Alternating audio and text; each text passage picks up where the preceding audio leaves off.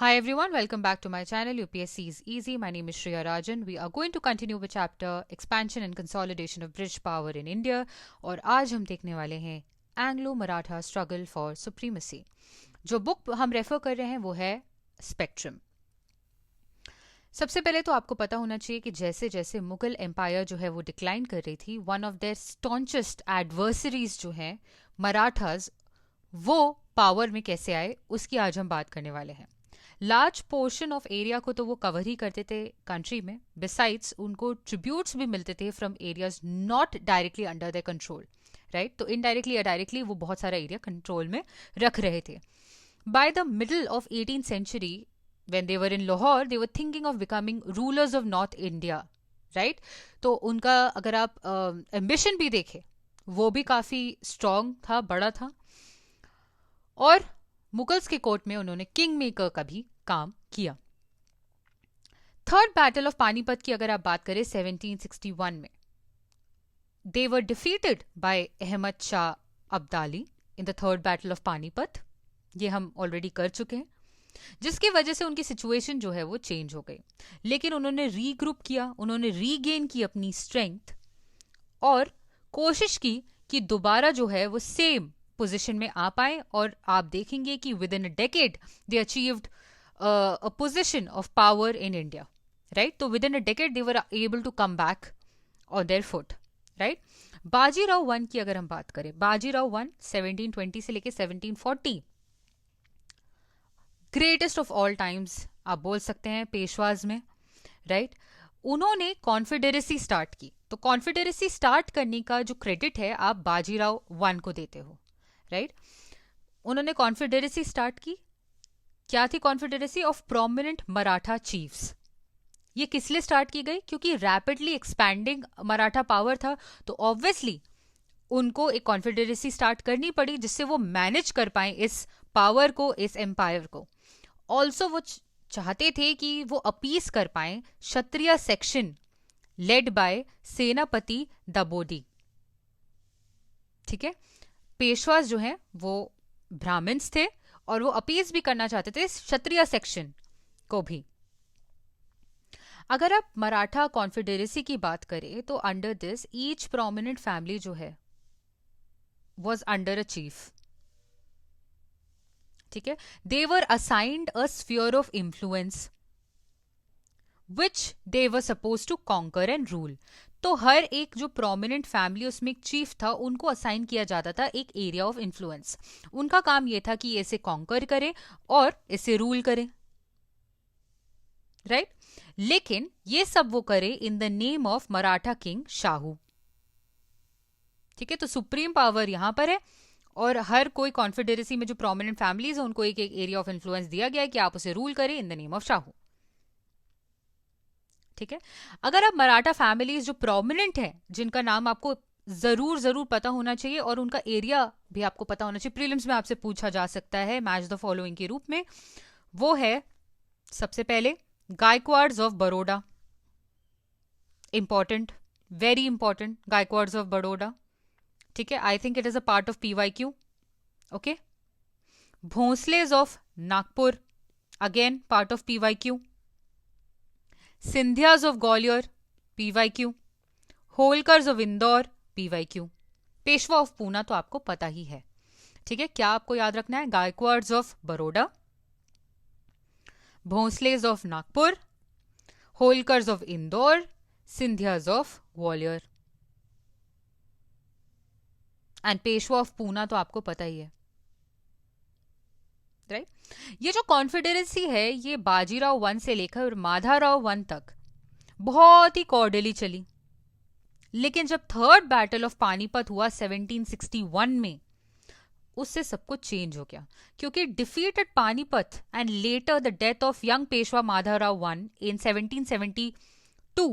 पहले तो third battle of Panipat, उसके बाद आप देखेंगे कि कैसे यंग जो पेशवा थे माधवराव वन,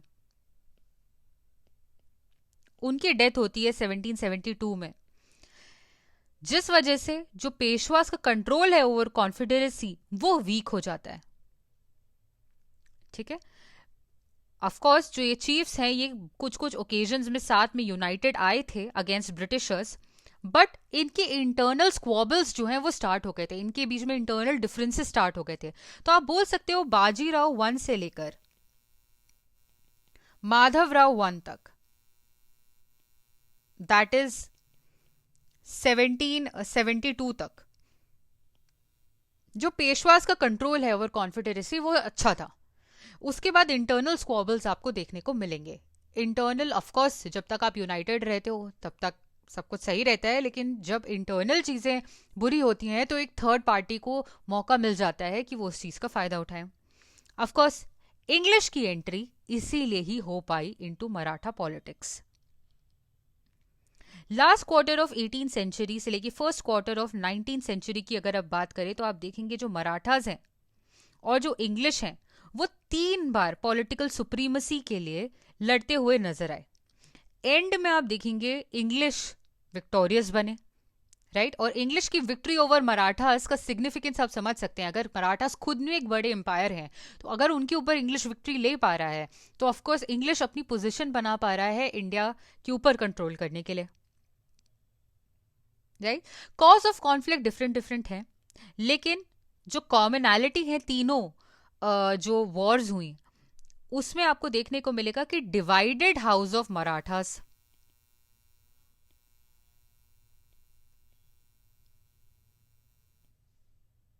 ठीक है, एंड एम्बिशन ऑफ इंग्लिश,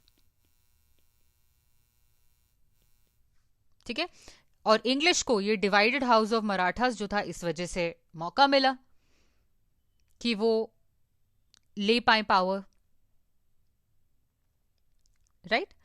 अगर आप इंग्लिश जो थे बॉम्बे में उनकी बात करें तो वो क्या चाहते थे, they wanted to establish a government on the lines of Bengal. जैसे क्लाइव ने बंगाल में बनाया था एस्टैब्लिशमेंट गवर्नमेंट का, वैसे ही सिमिलर लाइंस पे वो बनाना चाहते थे बॉम्बे में गवर्नमेंट, राइट। बिहार उड़ीसा और बंगाल में जैसे क्लाइव ने जैसे अरेंजमेंट बनाई थी, सिमिलर एप्लीकेशन वो करना चाहते थे बॉम्बे में। तो जैसे ही आप देखेंगे कि मराठास के बीच में सक्सेशन के लिए लड़ाई शुरू हुई, इंटरनल प्रॉब्लम शुरू हुई, इंग्लिश को ये अपॉर्चुनिटी दिखी कि वो बॉम्बे में भी वो कर पाए जो उन्होंने बंगाल, बिहार, उड़ीसा में किया था। फर्स्ट एंग्लो मराठा वॉर की बात करते हैं 1775 से लेकर 82 तक, इंपॉर्टेंट टू रिमेंबर, ठीक है। माधवराव 1 जी की डेथ जब हुई 1772 में तो उनके ब्रदर जो थे Narayan Rao, he succeeded him and he became the fifth Peshwa. Fifth Peshwa थे नारायण राव जी। हाउएवर आप देखेंगे जो नारायण राव हैं उनके एक अंकल थे रघुनाथ राव, उन्होंने नारायण राव को असैसिनेट किया और खुद को पेशवा बना दिया, ठीक है। और इससे आपको पता चलेगा क्योंकि जो रघुनाथ राव हैं वो अंकल थे नारायण राव के, तो ऑब्वियसली जो रघुनाथ राव हैं वो लीगल हेयर नहीं थे पेशवा बनने के। नारायण राव जी की जो विडो थी गंगाबाई, उनके एक बेटे पैदा होते हैं, she give birth to a son after Narayan Rao death. इनका नाम था सवाई माधवराव। सवाई माधवराव जी जो थे वो लीगल नेक्स्ट पेशवा थे। तो बेसिकली जो लीगैलिटी के द्वारा पेशवा बनने का जिनका था वो सवाई माधवराव थे, राइट। 12 मराठा चीफ्स जिन्हें आप 12 भाई भी बोलते हो, 12 मराठा चीफ्स, जिनको कौन लीड कर रहे थे, नाना फडणवीस। इन्होंने क्या एफर्ट्स किए, इन्होंने ये एफर्ट्स किए कि ये जो इन्फेंट हैं सवाई माधवराव, उनको नया पेशवा बनाया जाए, ठीक है। और उनकी जगह पे ये रीजेंट्स के जैसे रूल कर पाए बेसिकली, राइट, ठीक है। तो नाना फडणवीस वाज लीडिंग 12 भाई विच वर 12 मराठा चीफ्स, ठीक है। अब हम देखते हैं treaties of Surat and Purandar. Raghunath Rao जो थे ऑब्वियसली वो अपनी पोजीशन को छोड़ना नहीं चाहते थे, ठीक है, सब उनको बोल रहे थे कि वो अपनी पोजीशन छोड़े, किसके लिए, सवाई माधवराव जी के लिए। ठीक है, लेकिन रघुनाथ राव जो हैं वो अपनी पोजीशन को छोड़ना नहीं चाहते थे। उन्होंने क्या किया, उन्होंने हेल्प ली फ्रॉम इंग्लिश एट बॉम्बे और ट्रीटी साइन की, ट्रीटी ऑफ सूरत इन 1775। ठीक है, बॉम्बे में उन्होंने इंग्लिश की मदद ली क्योंकि वो अपनी पोजीशन को छोड़ना नहीं चाहते थे। किसने, रघुनाथ राव ने। ठीक है, इंपॉर्टेंट है to remember, treaty of Surat, Raghunath Rao with English, right, 1775 में। इस ट्रीटी के हिसाब से रघुनाथ राव को क्या करना था, he had to cede the territories of Salsette and Bassein.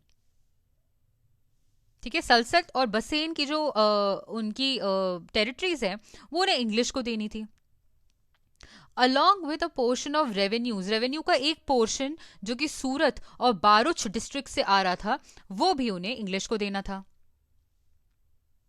ठीक है, एस बी सूरत बारूच का रेवेन्यू एंड सलसत बसेन, ये कहां की बात हो रही है, ट्रीटी ऑफ सूरत की बात हो रही है। किसने साइन की है, रघुनाथ राव ने साइन किया। इंग्लिश इनकी मतलब in when he was giving this to English, English इसके रिटर्न में क्या देने वाले थे, 2500 सोल्जर्स। ठीक है, इंग्लिश रिटर्न में इसके बदले, ये टेरिटरीज और रेवेन्यू के बदले उन्हें देने वाले थे 2500 सोल्जर्स। लेकिन अगर आप बात करें ब्रिटिश कैलकटा काउंसिल की, उन्होंने इस ट्रीटी को यानी कि ट्रीटी ऑफ सूरत को कंडेम किया।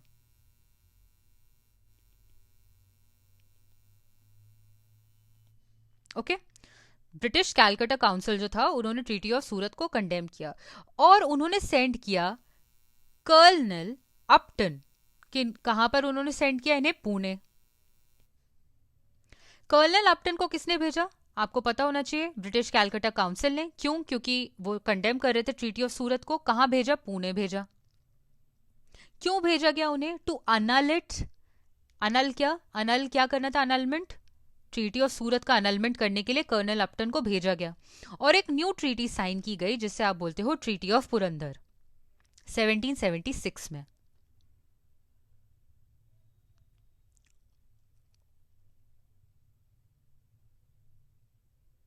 ठीक है, कर्नल अपटन ने क्या किया, Colonel Upton was sent to Pune to annul it and make a new treaty, which was Treaty of Purandar, with Regency renouncing Raghunath and promising him pension. ठीक है, right, इतना क्लियर है यहां तक। अब आप देखेंगे कि 1777 में क्या हुआ। 1777 में राणा फडणवीस जो है, he violated his treaty with Calcutta council. ठीक है, नाना फडणवीस की एक ट्रीटी, ऑफ कोर्स ये जो हमारी साइन हुई थी कैलकटा काउंसिल के साथ, उन्होंने इस ट्रीटी को वायलेट किया। कैसे, उन्होंने एक पोर्ट ग्रांट किया टू द फ्रेंच। इतना क्लियर है, नाना फडणवीस ने जो ट्रीटी साइन की थी विद कैलकटा काउंसिल, उससे उन्होंने उसके साथ क्या किया, वायलेशन किया। कैसे, फ्रेंच को उन्होंने एक पोर्ट प्रोवाइड किया ऑन द वेस्ट कोस्ट। और ऑफ कोर्स इंग्लिश ने फिर क्या किया, इंग्लिश ने इस बात का बदला लेने के लिए उन्होंने फोर्स भेजी टू पुणे। इतना क्लियर है। अब हम देखते हैं course of war. English and Maratha आर्मीज जो हैं वो पुणे के आउटस्कर्ट्स में मिले। मराठा आर्मी जो है लार्ज इन नंबर थी, ऑफ कोर्स उनके पास ज्यादा सोल्जर्स थे, लेकिन इंग्लिश की अगर आप बात करें तो उनके पास सुपीरियर एम्यूनिशंस थे, कैनन्स थे।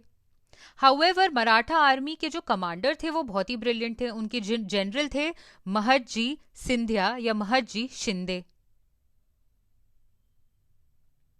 महदजी ने क्या किया, he lured the English into Ghats, Ghats की तरफ उनको उन्होंने ल्योर किया, जो कि माउंटेन पासेस थे। कहां पे, तलेगांव के पास में। और वहां पर उन्होंने इंग्लिश को सारे साइड से ट्रैप कर लिया और अटैक किया इंडिया का जो इंग्लिश का जो बेस सप्लाई था खोपाली पे। खोपाली में इंग्लिश का जो बेस सप्लाई था वहां अटैक कर दिया, चारों तरफ से उन्हें घेर कर। मराठास ने यहाँ पे जो पॉलिसी अपनाई वो थी स्कॉच्ड अर्थ पॉलिसी। ठीक है, क्या किया गया, फार्मलैंड जो थे चारों तरफ से, ऑफ कोर्स वो अटैक कर रहे हैं, चारों तरफ से उन्होंने ट्रैप कर लिया है इंग्लिश को, और अब they were burning the farmlands and poisoning the wells. तो इंग्लिश ने क्या किया, English started to withdraw from Talegaon, और जो मराठास हैं उन्होंने अटैक किया और फोर्स किया उन्हें to retreat to the village of Vadgaon. तो रिट्रीट करके वो वडगांव के विलेज पे पहुंचे और यहां पर साइन हुई treaty of Wadgaon in 1779।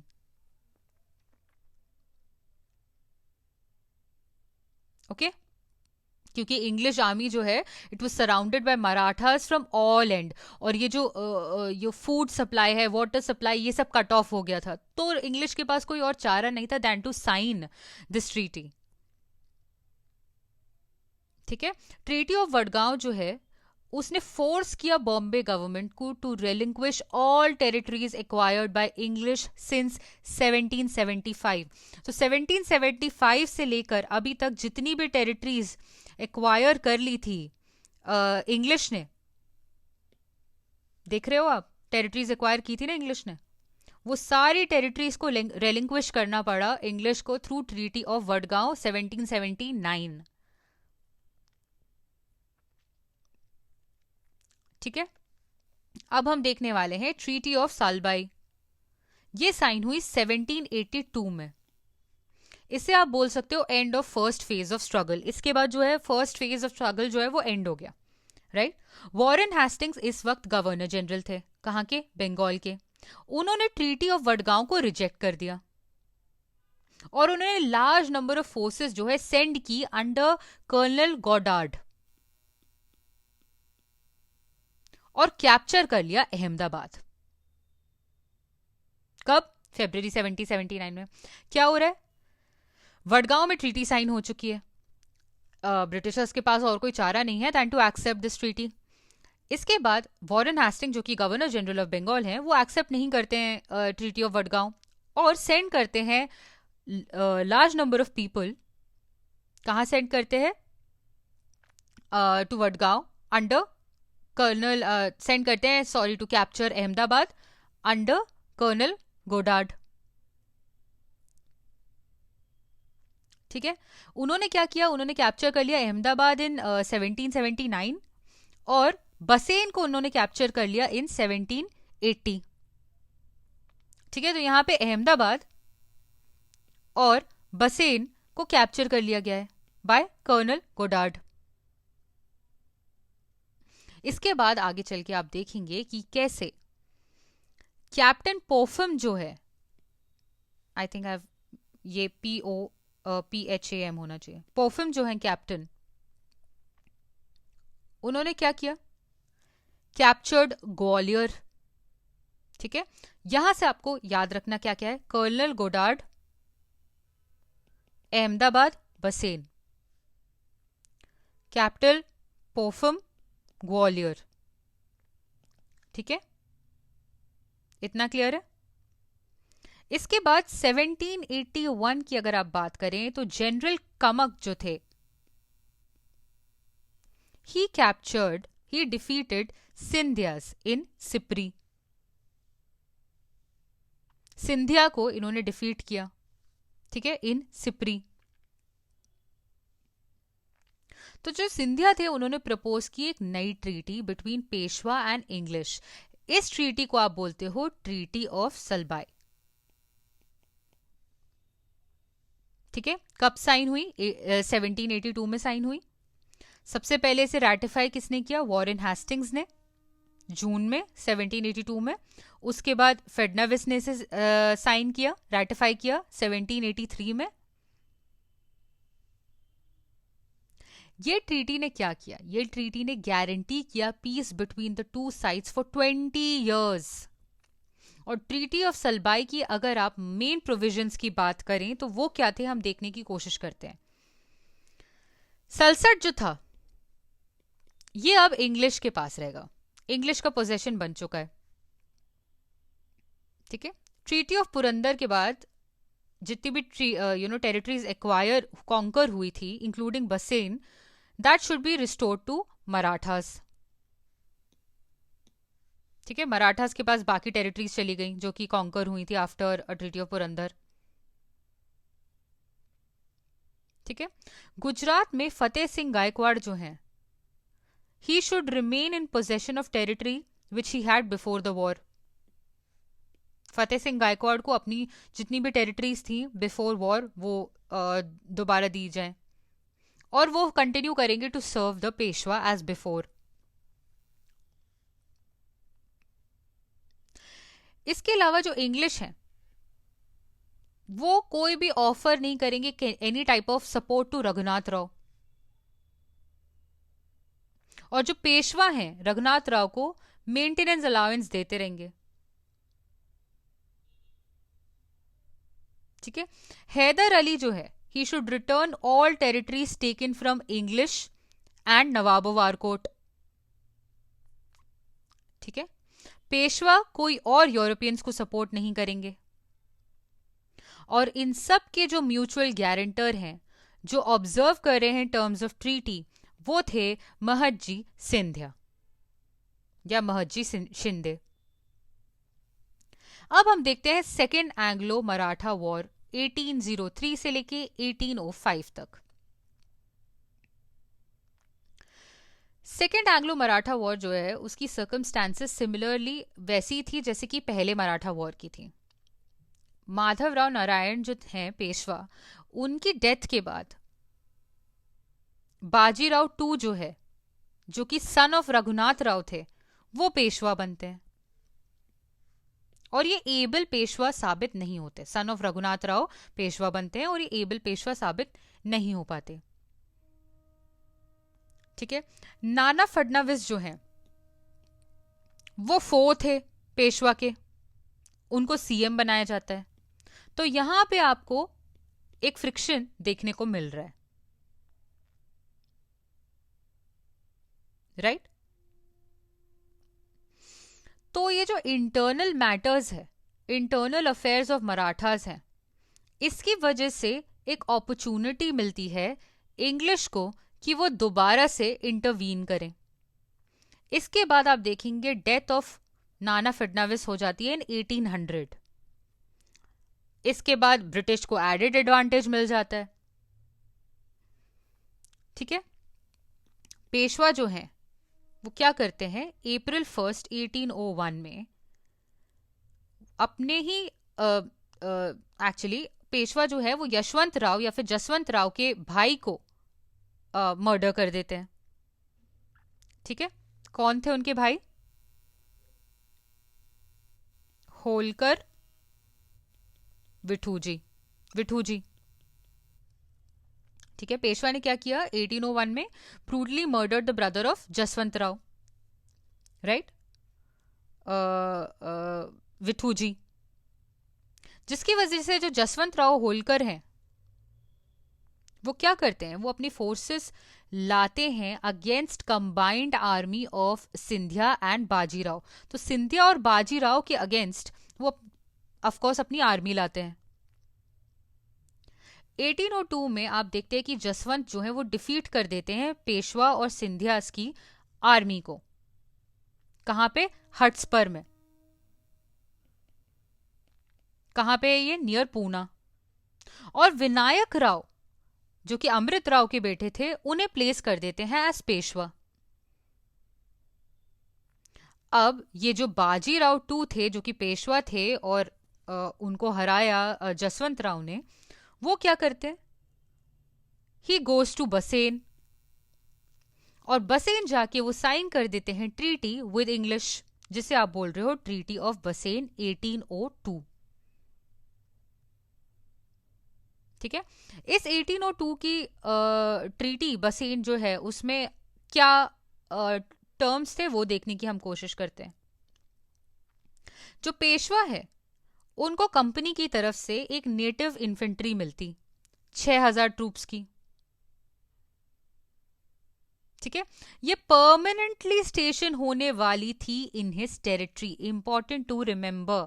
Native infantry मिलती 6,000 ट्रूप्स की जो परमानेंटली स्टेशन होने वाली थी इन हिज टेरिटरी, ठीक है। इसके अलावा अगर आप देखेंगे तो company he had to cede to the company territories जो कि यील्ड कर रही हो इनकम ऑफ 26 lakhs। तो ऐसी टेरिटरीज जो कि 26 लाख की इनकम यील्ड कर रही हैं, वो उन टेरिटरीज को किनको देने वाले थे? To the English. Also he had to surrender Surat, Surat को सरेंडर करना था उन्हें। निजाम के डोमिनियंस में जितने भी उनके क्लेम्स थे चौथ पर, वो उन्हें गिव अप करने थे वो क्लेम्स। उन्हें एक्सेप्ट करना था कि कंपनी आर्बिट्रेशन करेगी in all differences between him and Nizam और द गायकवाड़, ठीक है। जितनी भी डिफरेंसेस थे उनकी विद निजाम और गायकवाड़ और एनीबॉडी फॉर दैट मैटर, वो आर्बिट्रेशन जो है उसका वो कौन करती? इंग्लिश करती, कंपनी करती, ठीक है। बाकी यूरोपियंस को दूर रखने की सलाह वो भी दी हुई थी इसमें, और बाकी स्टेट्स के साथ रिलेशनशिप कैसे मेंटेन करने हैं ये भी subject was under the control of English,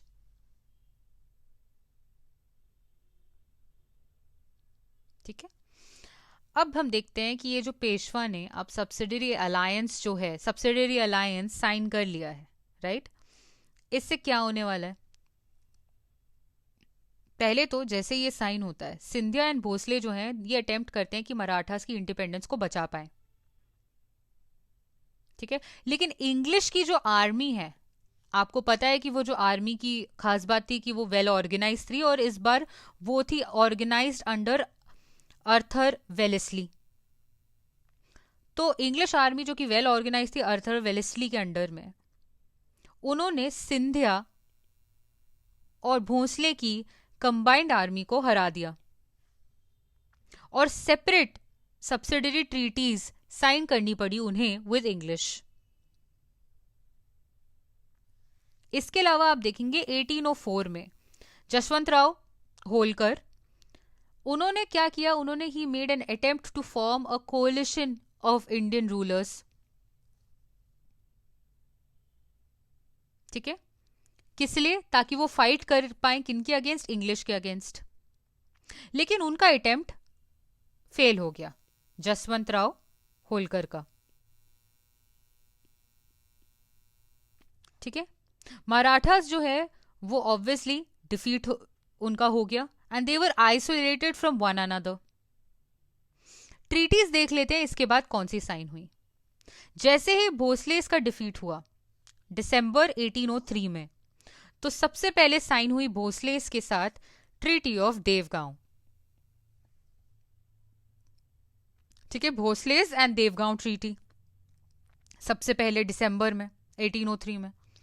इसके बाद डिफीट हुआ सिंधियास का और साइन हुई treaty in 1803 December 20th it was, I guess, no it was December 30th, ठीक है। तो after Bhonsles a treaty was signed with Scindias, ठीक है।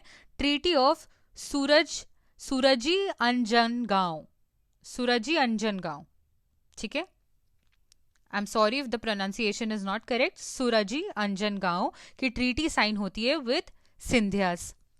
तो आप यहां पे एस एस से ये याद रख सकते हो, ठीक है। पहले भोसले के साथ देवगांव की ट्रीटी 1803 दिसंबर 17th, उसके बाद सिंधियास के साथ सूरजी अंजनगांव की treaty 1803 December 30th December, why do I से 20, आई डोंट नो, 30th दिसंबर। इसके बाद होलकर्स के साथ ट्रीटी साइन होती है।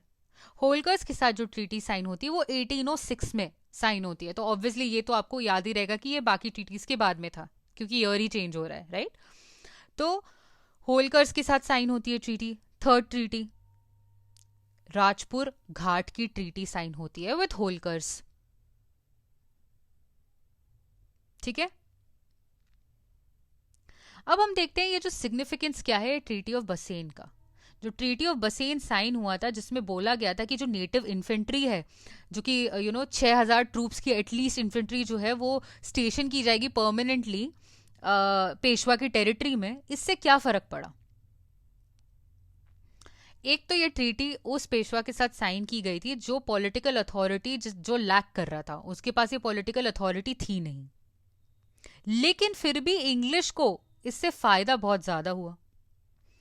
जो प्रोविजन था of keeping English troops permanently इन मराठा, ये स्ट्रेटेजिक बेनिफिट दे रहा था कंपनी को।